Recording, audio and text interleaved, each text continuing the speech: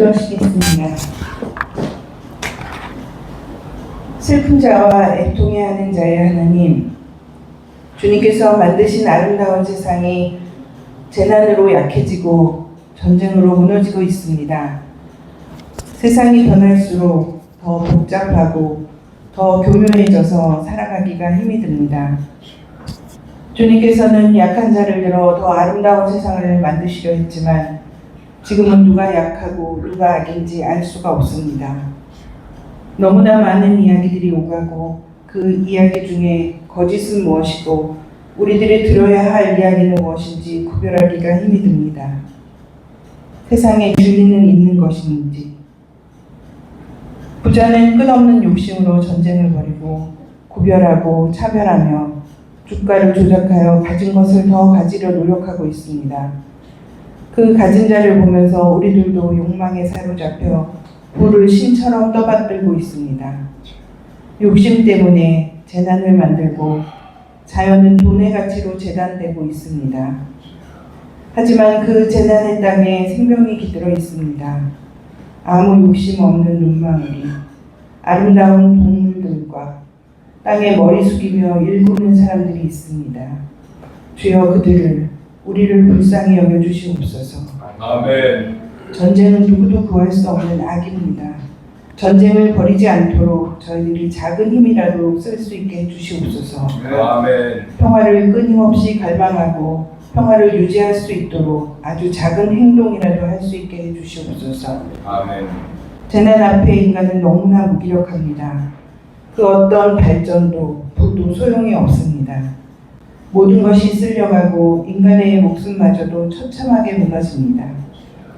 베네수엘라의 지진으로 수많은 생명이 쓸어갔지만 우리는 아무렇지도 않게 또 삶을 살아갑니다.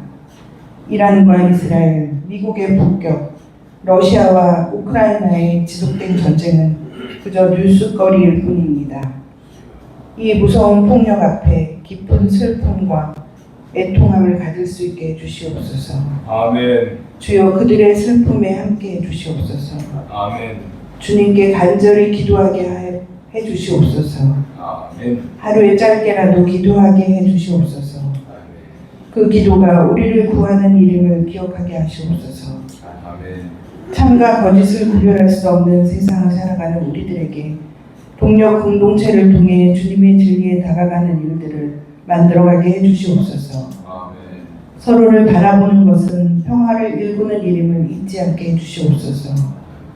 욕심은 주님의 나라를 향한 열정으로, 욕망은 평화를 향한 갈망으로 만들 수 있게 해주시옵소서. 아멘. 이 시간은 서로가 소중한 존재임을, 그 존재가 내가 살아가는 것임을 깊이 새기는 시간들이 될 수 있게 해주시옵소서. 아멘. 주님께서 저에게 힘을 주실 줄 믿사오며 예수님의 이름으로 기도드립니다. 아멘. 네, 한 주간 동안 잘 지내셨어요? 네. 반갑습니다. 네. 설미자 집사님, 캐나다 유학생활 잘 마치고 건강하게 귀국하셨습니다. 애쓰셨어요. 너무 고생하셨어요. 박수 한번 주세요.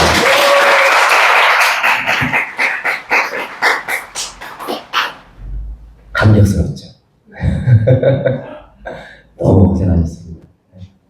임의생활 나중에 들을 기회가 있으실 텐데 쉽지 않은 생활이었습니다. 고맙습니다. 오늘 NCC, KNCC 한국기독교교회협의회 총무님 저희 교회 오셨습니다. 안녕하세요.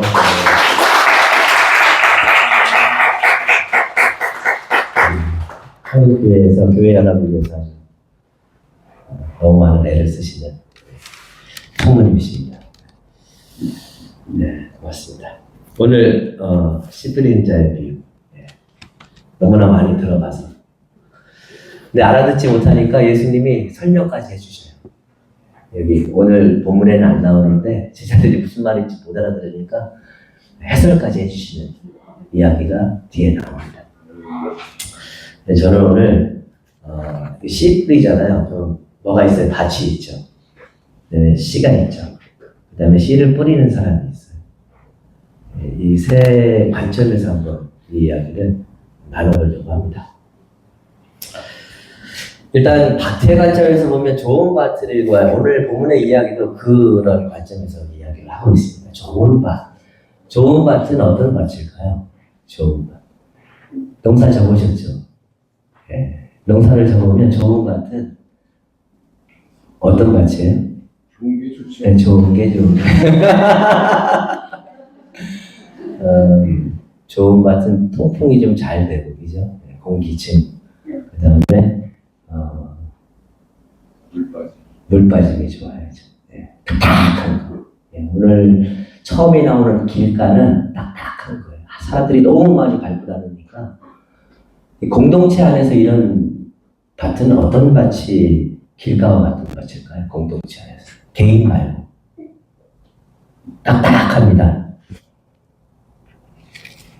관계에 냉소적인 거겠죠. 관심이 없어요. 오도 가도 별로 관심이 없어요. 웰컴 에너지가 느껴지지 않아요.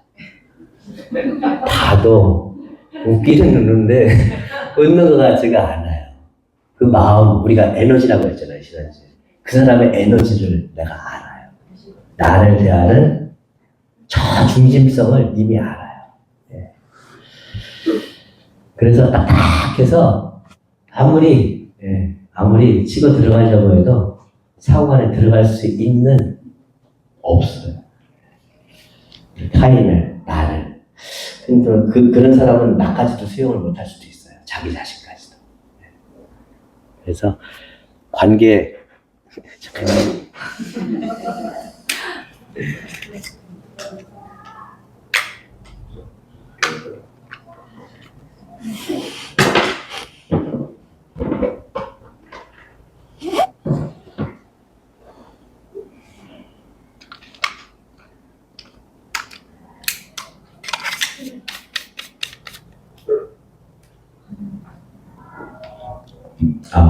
관계에 수용성이 없습니다.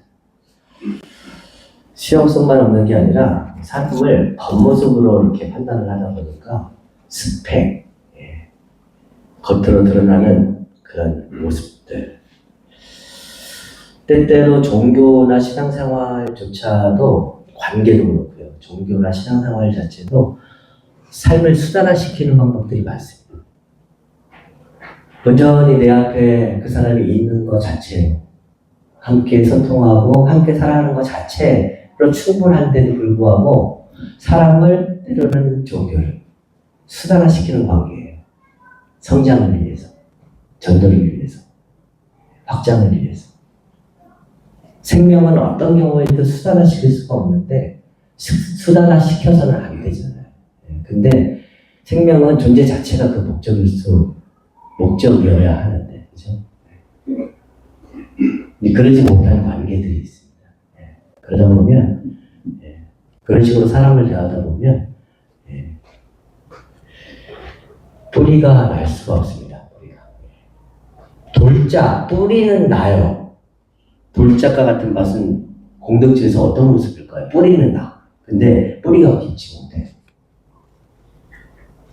제가 가만히 생각을 해보니까 돌짝과 같은 밭은 관계를 해요.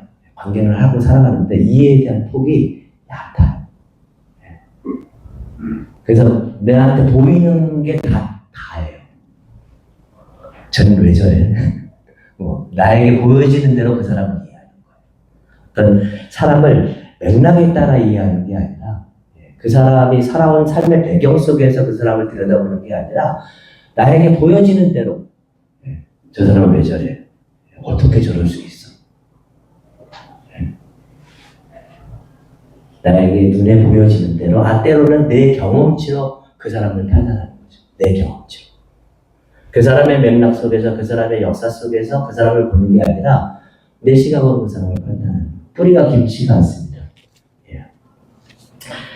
전 관계의 뿌리가 뭘까 생각을 해봤더니 이 연결감이라고 생각해요. 연결감.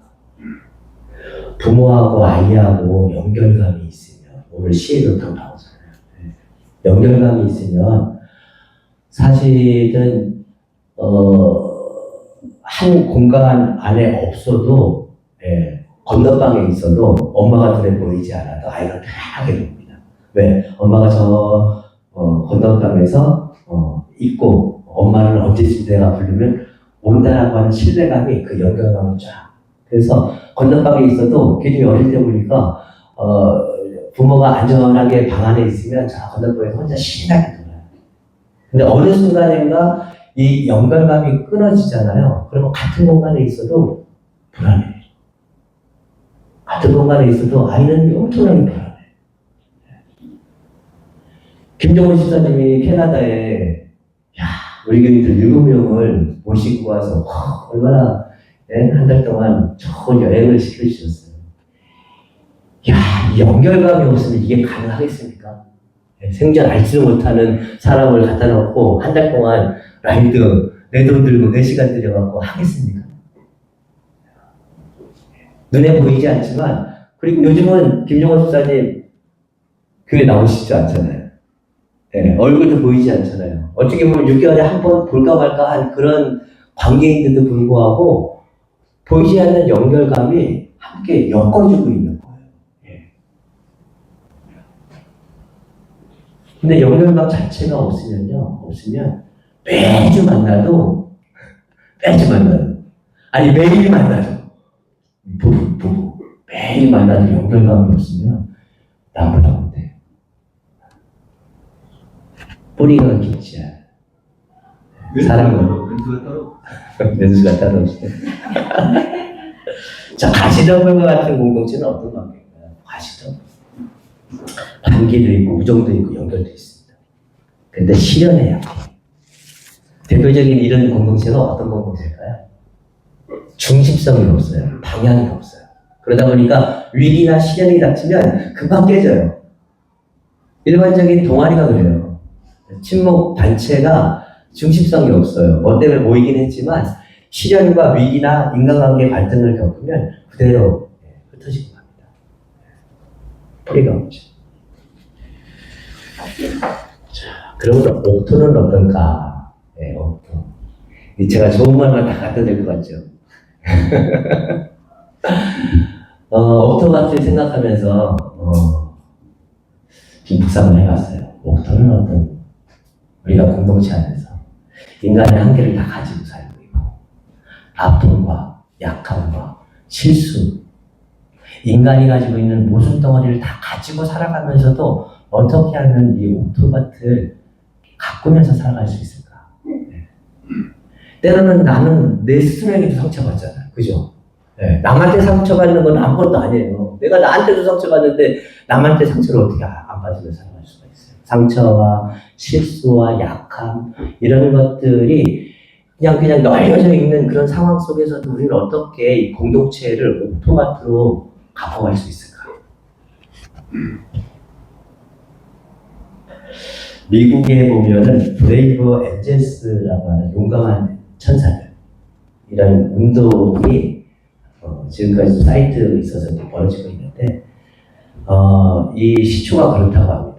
진보적인 사람들하고 보수적인 사람들하고 워낙 갈등이 초래가 되니까 이걸 어떻게 사회적인 갈등이 되고 사회 문제가 되고 막 이러다 보니까 그런 사람들을 한 공간에 모으고 정치적인 논쟁 대신에 나는 왜 어떤 선택을 하면서 삶을 살아왔기 때문에 이런 입장에서 이런 정치에 대해서 이런 입장을 가지면서 이야기를 할 수밖에 없는가라고 하는 사람이 가지고 있는 어떤 관념, 생각, 이데올로기 이거로 사람들을 만나게 하는 게 아니라 그 이데올로기, 관념, 생각을 가지고 살아갈 수밖에 없었던 삶의 이면의 배경들을 들여다볼 수 있는 그런 워크숍을 계속하기 시작했대요.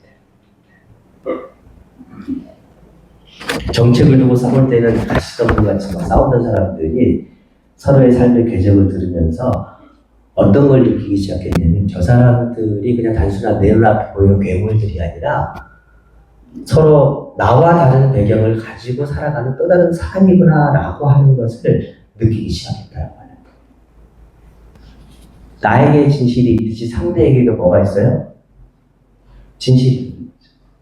나만 있는 게 아니라 상대에게도 진실이 있다라고 하는 거. 사람과의 관계를 이념이나 갈등 구조 안에서 이념이나 뭐 어떤 이데올로기 이런 걸로만 보는 것이 아니라 그 사람의 삶의 중심을 놓고 살아온 삶의 이야기들을 놓고 사람과의 관계를 만나게 하고 회복시키고 갈등을 조절하고 그러기 시작했다는 말입니다. 그래서 갈등과 이견을 무시하지 않습니다.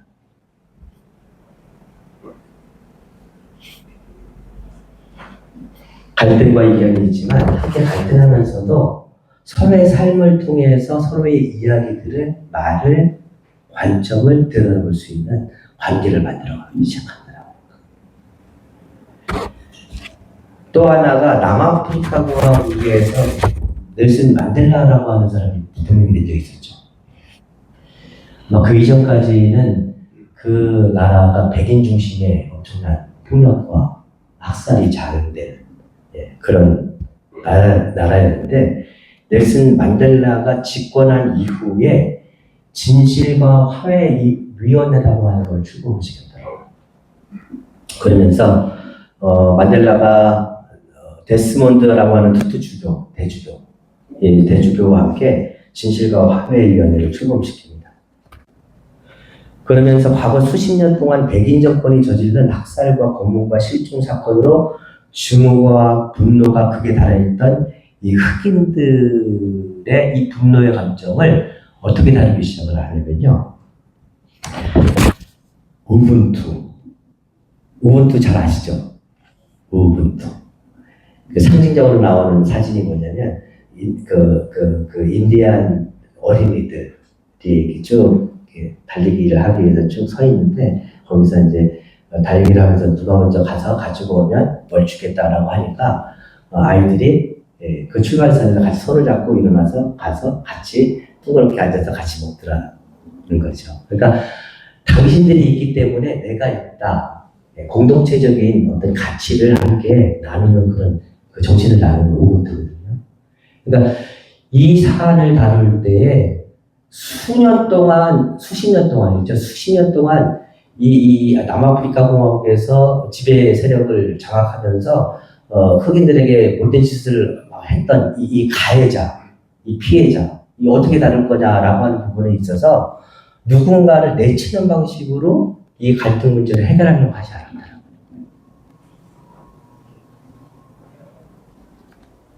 근데 과정이 참 중요하더라고요. 그래서 어떤 원칙을 세웠냐면, 일단은 진실을 밝히기 위해서 그 인권 침해자들이 받은 그 피해자들의 기록을 하나도 빠짐없이 남기기 시작했고요. 피해자들의 기록을 남기기 시작하면서 이제 피해자와 가해자가 나눠지기 시작했었을 때, 가해자들로 하여금 모든 국민들 앞에서, 언론 앞에서 실질적으로 참여를 할 수 있는 기회를 줬대요. 그러니까 그들이 왜 그렇게 할 수밖에 없었는가의 인간적인 모습들을 사람들 앞에서 고백할 수 있는 장들을 열어가기 시작했다. 그러다 보니까 어떤 현상이 나타나냐면, 가해자가 사람들 앞에서 진실하게 참여를 하고 고백을 하고, 그러다 보니까 피해자들도 저 사람들도 인간적인 한계 속에서 어쩔 수 없이 저렇게 했구나, 자기 욕심을 풀어가셨구나, 자기 욕망을 풀어가셨구나 라고 하면서 우리가 서로 다른 입장에 있지만 우리가 똑같은 인간이구나라고 하는 걸 느끼기 시작했다라고 하는 거예요. 그래서 그 과정을 보면 진실에 대한 여정과 그 다음에 참회에 대한 여정과 그리고 그 참회를 통한 용서의 과정을 함께 진행했다. 제가 이 이야기를 보면서 공동체 안에도 어떤 가식, 체면, 위신, 자존심 이런 것들이 관계 안에서 작동하는 것이 아니라 우리가 사람이잖아요. 사람이기 때문에 열심히 살려고 노력하고 애쓰며 살아가지만 그럼에도 불구하고 여전한 한계와 약함과 부족함과 실수 안에서 살아갈 수밖에 없잖아요. 그랬었을 때에 그 약함과 실수와 부족함에 대해서 진실할 수 있는 용기. 우리 자존심 때문에 잘 못하잖아요. 그거 무너지면 다 무너지는 것 같아서 못하는데 그거에 대해서 용감해질 수 있는 공동체. 공동체, 그리고 그렇게 진실해졌을 때 서로 함께 용서하고 화해하고 치유해 나갈 수 있는 그런 공동체. 사람을 관념으로 대하지 않고 이데올로기나 지식으로 대하지 않고 사람을 살아가는 한 인간의 삶으로서 만날 수 있고, 그리고 우리는 여전한 실수와 약함과 이 속에서 살아갈 수밖에 없는 존재들이지만, 그럼에도 불구하고 그 안에서 진실해질 수 있고 용서할 수 있고 화해할 수 있는 그런 공동체가 좀 더 여전히 우리가 인간의 한계를 지니고 살아가고 있지만, 그럼에도 불구하고 인간의 한계와 약점들이 여전히 있지만 위기 시에 체면과 위신과 자존심이 작동하는 것이 아니라 진정성 있는 고백과 참회와 용서와 열린 기회들과 이런 것들이 작동할 수 있는, 그래서 약하지만 진실할 수 있는, 그래서 안전할 수 있는 그런 공동체를 만들어갈 수 있다면 옥토와 같은 공동체가 아닐까 그런 생각을 해봤습니다. 두 번째는 씨앗의 관점입니다. 씨앗의 관점에 보면 여러분 어떤 느낌이 드세요? 씨앗이 건강한 씨앗이. 근데 건강한 씨앗이 떨어졌는데 어떤 밭을 만나요? 기가와 같은 밭을 만나기도 하고, 돌짝밭 같은 밭을 만나기도 하고, 가시덤불과 같은 밭을 만나기도 하고, 옥토와 같은 밭을 만나기도 하고. 씨앗이 건강해도 삶이 그럴 수 있다라고 합니다. 내가 아무리 열심히 살아, 내가 아무리 진실하게 살아도 나에게 어려움이 생길 수 있고, 나에게 위기가 닥칠 수 있고, 내 삶이 뜻하지 않게 어려울 수 있다는 거예요. 내 잘못 때문만이 아닐 수 있다는 거예요. 우리는 자꾸 그럴 때마다 나를 탓하고, 아프고 병 걸리고 그러면 내가 뭐 잘못 살아서 그런가 막 나를 탓하기가 쉬운데, 때로는 씨앗이 건강해도 그 씨앗이 수없이 많은 밭을 만나면서 그냥 의미 없이 흩어지는 삶의 습관을 만날 때도 있다라고 하는 거예요. 여러분들 성경에서 욥을 보면요, 욥같이 열심히 사는 사람이 없어요. 욥은 자식 수대로, 자식이 몇 명이에요? 10명이에요. 자식 수대로 자식이 행여라도 내가 모르는 사이에 죄를 졌을까봐 자식 수대로 제사를 지었던 사람이에요. 얼마만큼 하나님 앞에서 성실하게 살으려고 애를 썼는지 성경에서는 보여주고 있거든요. 그런데 그런 욥조차도 하루아침에 이유를 알 수 없는 고난과 어려움 속에서 시련을 겪게 됩니다. 내가 잘못 살지 않아도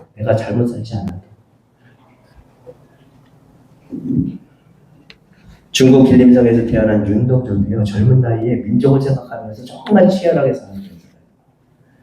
근데 그 사람이 젊은 나이에 후쿠오카 감옥에서 자기 목숨을 잃게 되잖아요.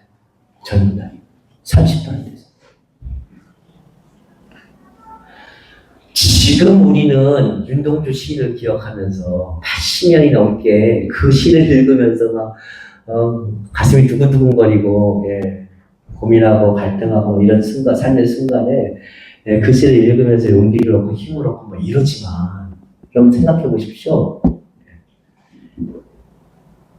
이런 세상을 그분은 못 보고 들어가셨어요. 자신이라고 하는 존재가 역사 속에서 수없이 많은 사람들에게 어떠한 존재로서 영향을 미칠 수 있을까라고 하는 것을 경험하지 못하고 그는 아주 그 차창 감옥에서 쓸쓸하게 돌아가셨거든요.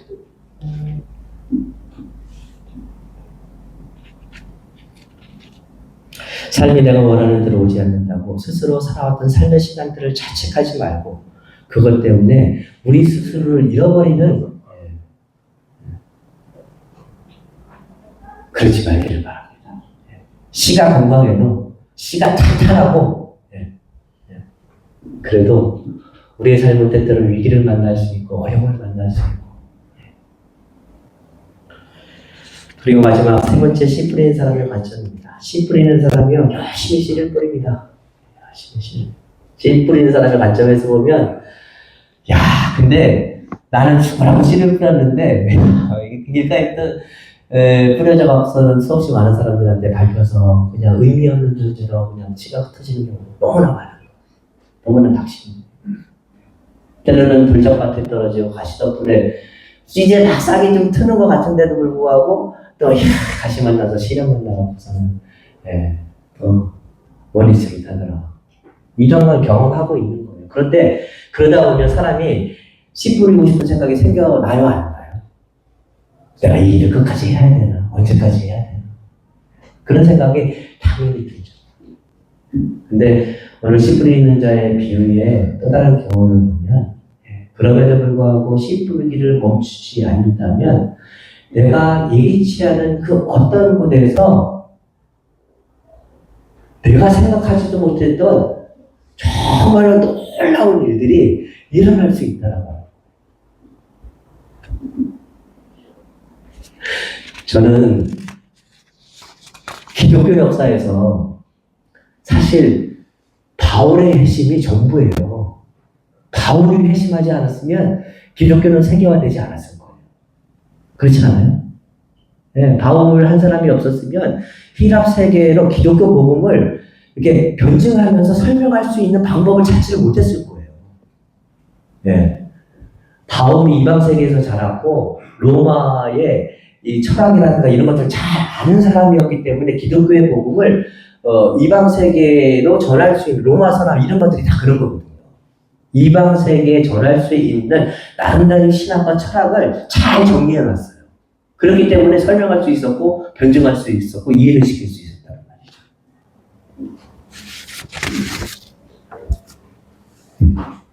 근데 그 바울이 회심하는 데는 그 씨앗이 결실을 맺을 거라고 누가 생각을 했겠어요? 그 이제를 보면 스데반이 죽고요. 그 다음에 주의 형제 야고보가 죽고 수없이 많은 사람들이 핍박을 받으면서 다 흩어졌잖아요. 근데 그럼에도 불구하고 기독교인들이 멈추지 않았던 건 뭐냐면은 예수운동이었어요. 사람 사이에 인종의 성별의 계급의 차별을 없애면서 끊임없이 누구도 하나님의 사랑으로 환대한다라고 하는 이 환대의 예수 운동을 끊임없는 탄압 속에서도 박해 속에서도 그걸 멈추지 않았죠. 예수 운동이 만약에 칼을 들었더라면 결탄코 바울은 회심하지 않았을 겁니다. 예수 운동이 만약에 폭력적인 방법으로 예수 운동을 전했다라고 하면 자기들이 박해받고 핍박받는다고 해서 만약에 폭력적인 방법으로 했다라고 하면 바울이라고 하는 사람이 절대로. 근데 바울이 본 건 뭐예요?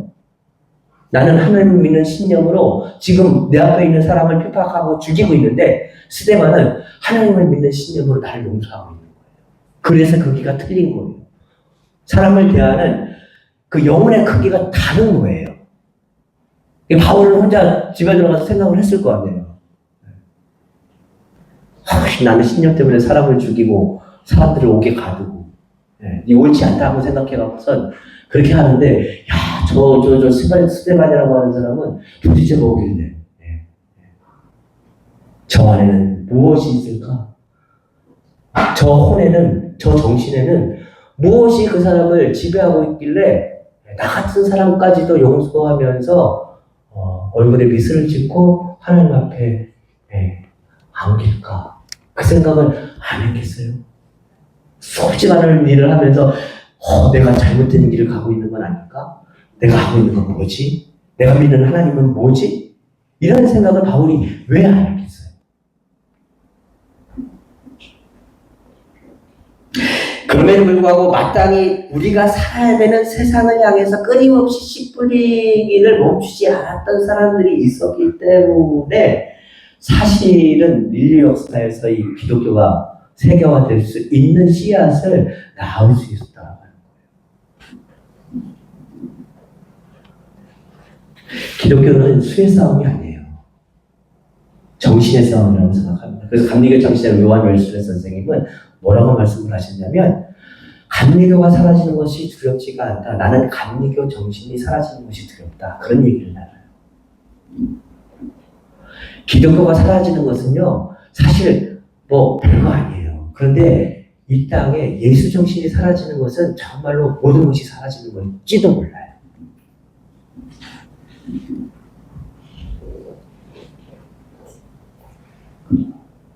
수가 아니라 혼과 정신의 싸움이라고 합니다. 여러분, 산산 싸움 정말로 십수년 동안 너무나 많은 사람들이 달라붙어서 많은 일들을 견인해 왔어요. 근데 이게 그 조직 안에서 갈등도 겪고 어려움도 겪고 또 너무 오랜 세월을 하니까 지치기도 하고 힘들기도 하고 이러면서 막 거의 흩어질 뻔했잖아요. 예, 그럼에도 불구하고 소수의 사람이 계속 그거를 지켜왔어요. 그리고는 시장님 당선되고 나서 다시 그 시민연대 조직을 다시 크게 넓혀서 다시 조직을 했습니다. 예. 참 감사한 일이에요. 예. 이렇게 의미 없이 이 싸움이 끝나고 사라지는가 싶었는데 그럼에도 불구하고요. 예. 그거를 포기하지 않고 그 중심을 지키면서 살아왔던 사람들이 있어서 그 토대 위에서 다시요 이 싸움을 대전하는 일이고요. 지난주에 봤더니 시장님께서 직권 취소에 대한 강력한 의지를 가지고 변호사를 만나고 있더라고요.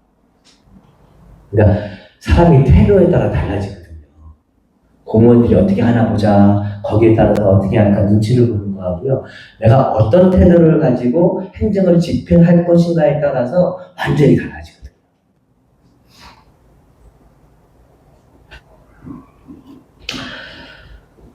어쩌면 씨 뿌리기를 멈추지 않았던 수없이 많은 이 땅에 민주주의 씨앗들, 예수의 씨앗들이 곳곳에서 생명력 있게 있을 수 있었기 때문에 어쩌면 이 땅의 민주화의 세상, 복지의 세상, 우리가 누리고 있는 이 총칼이 사라진 세상, 신분의 차별이 줄어든 세상, 남녀가 이렇게 함께 어우러져서 예배를 드릴 수 있는 세상, 옛날에는 이러지도 못했거든요. 이런 세상을 만들 수 있지 않았을까 그런 생각을 해봅니다. 마지막으로 롱펠로의 인생장가 한 구절을 인용하면서 제가 마무리하고자 합니다. 행동하라. 살아있는 현재를 살아라.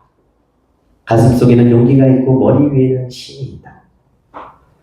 설령 우리 눈앞의 현실이 길 가나 돌짝밭 가시덤불 같아 보일지라도 묵묵히 사랑과 진실의 씨앗을 매 순간 행동하고 살고 뿌리 내리며 살아갈 수 있다면 그것은 결코 허공으로 사라지지 않고 예기치 못한 역사의 대지 위에 찬란한 옥토를 일궈낼 것입니다.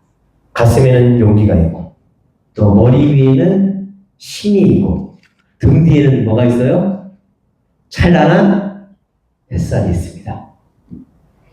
위기와 갈등 속에서도 진실하며 성찰하며 품을 넓히며 결과에 연연해 하지 않고 당당하게 생명의 씨앗을 심어갈 수 있는 저와 여러분들 되시기를, 그리고 앞으로 다가오는 한 주간 동안의 삶에 되시기를 주님의 이름으로 기원합니다.